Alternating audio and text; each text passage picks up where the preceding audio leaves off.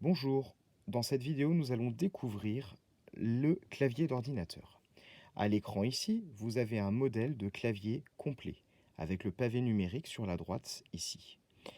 Bien faire attention que pour utiliser les chiffres, il faut que la touche verrouillage numérique soit enclenchée ici et donc que la petite diode ici soit allumée.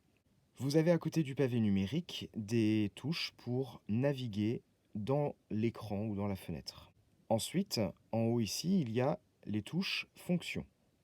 On retrouve enfin la partie principale du clavier ici, qu'il se décompose avec les caractères, la ponctuation, les caractères spéciaux, la touche tabulation, la touche verrouillage majuscule, la touche majuscule à gauche et à droite, la touche contrôle à gauche et à droite, la touche Windows, gauche et droite, la touche Alt, la touche Alt-GR.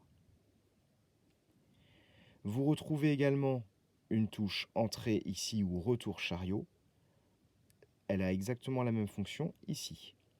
Par contre, ici vous avez la touche supprimer et là vous avez la touche retour en arrière et eux n'ont pas la même fonction. Comment fonctionne un clavier?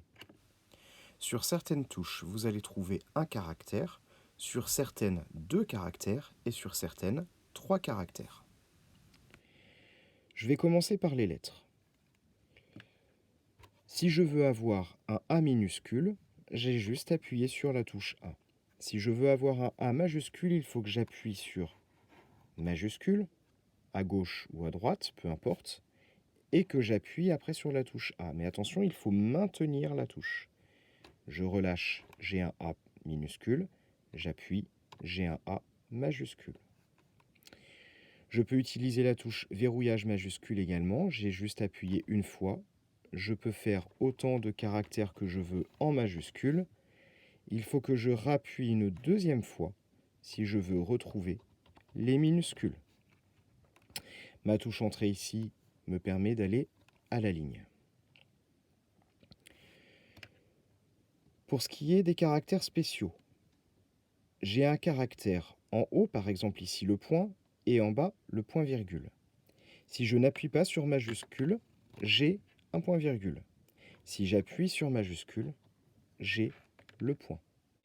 Enfin, pour la ligne du haut, où il y a 3 caractères, je vais appuyer simplement ici pour avoir le A, je vais appuyer sur majuscule pour avoir le 0, et je vais appuyer sur Alt-GR pour obtenir l'arrobase.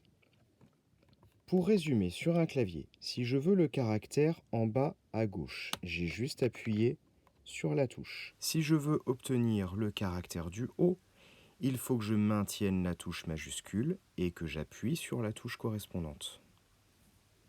Si je veux avoir le caractère à droite, il faut que j'appuie sur Alt-GR et en même temps sur la touche correspondante.